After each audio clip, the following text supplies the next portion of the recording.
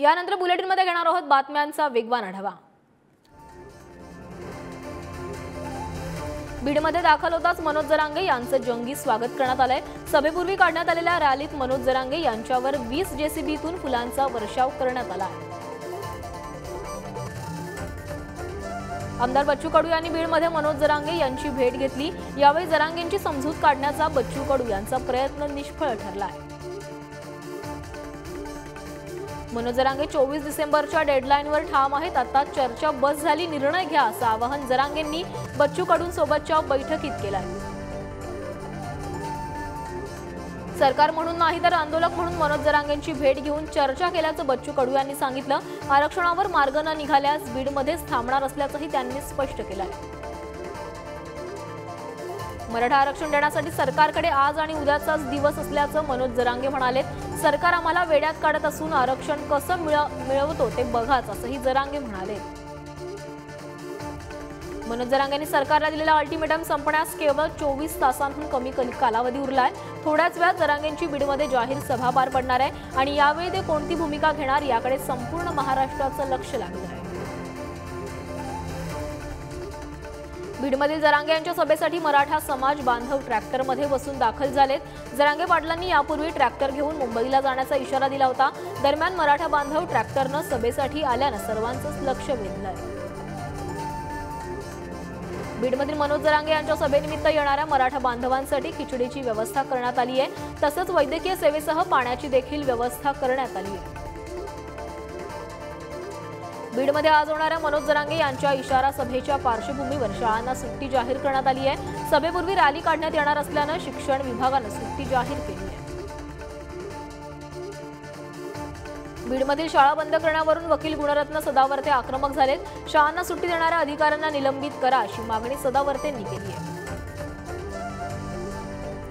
मनोज जरांगे यांच्या बीडमधील निर्णायक इशारा सभेच्या पार्श्वभूमीवर पोलीस दलाकडून विविध उपाययोजना करण्यात आल्या आहेत। संपूर्ण शहरात मोठा पोलीस बंदोबस्त तैनात करण्यात आला आहे।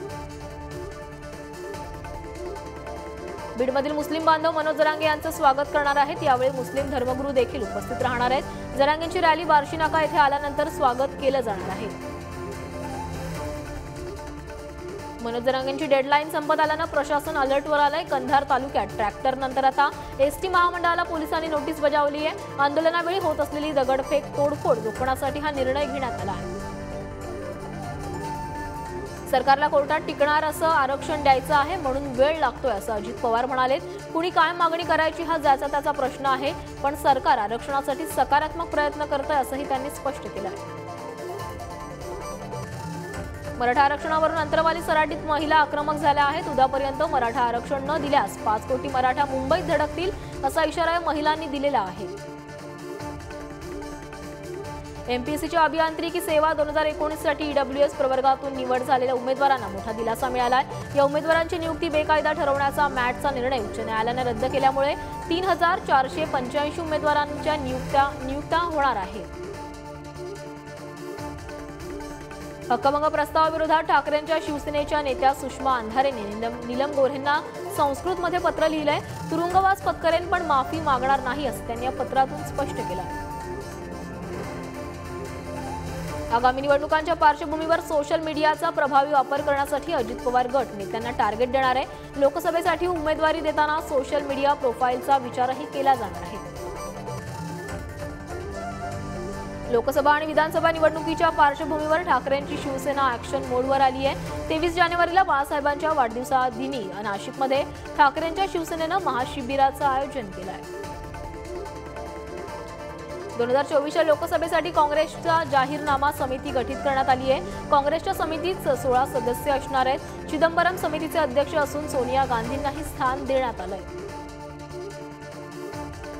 येत्या 2 दिवसात मुख्यमंत्री आणि दोन्ही उपमुख्यमंत्री अमित शहांच्या भेटीला जाण्याची शक्यता आहे। या भेटीत मराठा आरक्षण, लोकसभा जागावाटप आणि मंत्रिमंडळ विस्तारावर चर्चा होणार असल्याची माहिती मिळते आहे।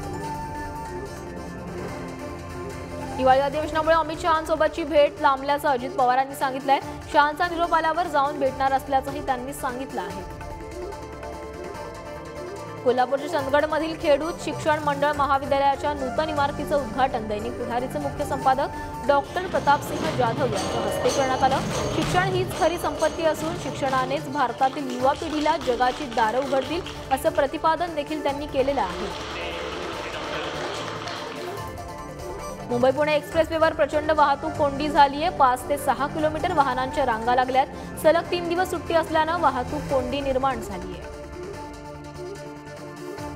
पुणे बंगळुरू महामार्गावर वाहनांच्या लांबच लांब रांगा लागल्यात। खंबाटकी घाटापासून सुमारे 8 किलोमीटर पर्यंतच्या वाहनांच्या रांगा लागल्यात। घाटात वाहनं गरम होऊन बंद पडल्यामुळे वाहतूक कोंडी निर्माण झाली आहे। मुंबई गोवा महामार्गावरील माणगावात मोठी वाहतूक कोंडी झाली आहे। सलग सुट्ट्यांमुळे कोकणात पर्यटकांची गर्दी झाल्यानं वाहतूक कोंडी झाली आहे। पोलिसांकडून वाहतूक कोंडी सोडवण्याचा प्रयत्न सुरू आहे। पुणे शहरातील रस्त्यांवर मोठ्या प्रमाणात वाहतूक कोंडी झाली आहे। सलग 3 दिवस सुट्ट्या असल्यानं ही वाहतूक कोंडी निर्माण झाली आहे। दरम्यान पुणे स्टेशन बाहेरील मोठ्या प्रमाणात प्रवाशांची गर्दी बघायला मिळते। सरत्या वर्षाला निरोप देण्यासाठी आणि नवीन वर्षाच्या स्वागतासाठी पर्यटकांनी कोकणाला पसंती दिली आहे। कोकणातील सर्व हॉटेल्स फुल झाली असून मालवणसह देवबाग, तारकर्ली, देवगडमध्ये पर्यटकांनी गर्दी केली आहे। शिर्डीच्या साई मंदिरात नाताळ आणि नववर्षानिमित्त भाविक मोठ्या संख्येने दाखल होत आहेत। यावेळी मंदिर प्रशासनानं भाविकांची गर्दी लक्षात घेत उपाययोजना केलेल्या आहेत। सुनील केदार यांची आमदारकी रद्द होणार असल्याची माहिती समोर आली आहे। यावेळी नागपूर पोलिसांनी विधिमंडळाला केदारांच्या शिक्षेची माहिती दिली आहे। दरम्यान केदारांच्या आमदारकीवर विधानसभा अध्यक्ष राहुल नार्वेकर काय निर्णय देणार याकडे सर्वांचंच लक्ष लागलंय। सुनील केदारांच्या अटकेनंतर भाजप आक्रमक झाली आहे। केदार यांची आमदारकी रद्द करण्याची मागणी विधानसभा अध्यक्षांकडे करणार असल्याची माहिती भाजप नेते आशिष देशमुख यांनी दिलेली आहे। सुनील केदारांच्या पाठीशी सरकार विरोधकांना संपवण्यात मग्न आहे अशी टीका संजय राऊतांनी केली आहे। भाजपचे नेते सुटतात आणि विरोधकांवर कारवाया केल्या जातात अशी टीकाही राऊतांनी केली आहे। सलीम कुत्तासोबतच्या पार्टीमध्ये भाजपचे पदाधिकारीही असल्याची चर्चा आहे। बडगुजरांच्या चौकशी दरम्यान भाजपच्या व्यंकटेश मोरेंचीही चौकशी झाल्याची माहिती आहे। आणखी काही नावं समोर येणार का याकडे सर्वांच्याच नजरा लागल्या। रामजन्मभूमीच्या मुख्य पुजारींनी उद्धव ठाकरेंवर टीका केली आहे। बाळासाहेब ठाकरेंचं मंदिर निर्माणात मोठं योगदान आहे, मात्र उद्धव ठाकरेंची भूमिका पाहून दुःख होतं अशी टीका मुख्य पुजारी सत्येंद्र दास यांनी केलेली आहे। राम मंदिराच्या लोकार्पणाचं आपल्याला अद्याप निमंत्रण आलं नसल्याचं अजित पवारांनी सांगितलंय। निमंत्रण आल्यास अयोध्येला जाण्याचा प्रयत्न करणार असल्याचंही अजित पवारांनी सांगितलं आहे।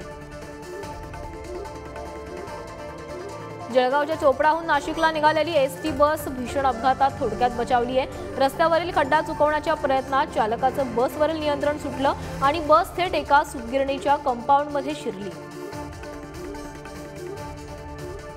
बुलढाणा जिल्ह्यात शेतीची पाहणी करणाऱ्या विमा कंपनीच्या कर्मचाऱ्यांनी प्रत्येक शेतकऱ्यांकडून 200 ते 500 रुपयांची वसुली केली आहे। या घटनेचा व्हिडिओ समोर आल्यानं शेतकऱ्यांनी त्यांना पैसे परत करण्यास भाग पाडलाय। आज वैकुंठ एकादशीच्या निमित्तानं विठ्ठल रुक्मिणीच्या दर्शनासाठी लाखो भाविक पंढरीत दाखल झालेत। आज सकाळपासून भाविकांची मोठी गर्दी आहे। दरम्यान कोरोनाच्या नव्या व्हेरियंटचे रुग्ण आढळून आल्यानं खबरदारी घेतली जाते। यवतमाळच्या झंजाळा गावात कोंबड्यांच्या झुंजीचं आयोजन करण्यात आलंय। यावेळी कोंबड्यांची झुंज लावण्यासाठी परराज्यातून मोठ्या संख्येनं नागरिकांनी उपस्थिती लावली आहे। सिंधुदुर्गातील अंबोली हे आता मधाचं गाव म्हणून ओळखलं जाणार आहे। याची प्रशासनाच्या वतीने लवकरच घोषणा होणार असल्याची माहिती समोर आली आहे। नंदुरबारच्या सारंगखेड्यातील चेतक फेस्टिवलमध्ये उद्यापासून अश्व स्पर्धांचा थरार रंगणार आहे। अश्वसौंदर्य, अश्वनृत्य आणि अश्वांची शर्यत शौकीनांसाठी पर्वणी ठरणार आहे। वर्धेत उद्धव ठाकरेंच्या समर्थनार्थ निष्ठा यात्रेचं आयोजन करण्यात आलंय। यावेळी सायकलनं जनजागृती करत वर्धा ते मुंबई हा 864 किलोमीटरचा प्रवास करण्यात येणार आहे। उद्धव ठाकरे यांना पुन्हा मुख्यमंत्री बनवण्यासाठी ही यात्रा काढली जाणार आहे। ऐरोली आणि ठाणे स्थानकादरम्यान नव्यानं बांधण्यात आलेल्या रेल्वे स्थानकाचं नाव दिघेऐवजी दिघा गाव असं करण्यात आलंय। गृह विभाग आणि विज्ञान आणि तंत्रज्ञान मंत्रालयानं अंतिम मंजुरी दिली आहे। मुंबईतील हवेचा दर्जा पुन्हा घसरलाय। वातावरणातील घातक पीएम वाढल्याचं निदर्शनास आलंय। हवेचा गुणवत्ता निर्देशांक 217 इतका नोंदवला गेला आहे। नवी मुंबईत पर्यावरण संरक्षण चॅरिटेबल ट्रस्ट तर्फे 16व्या चौपाटी फेस्टिवलचं आयोजन करण्यात आलं होतं। वाशीतील मिनी शिशोर परिसरात विविध सांस्कृतिक उपक्रमांचं आयोजन करण्यात आलं।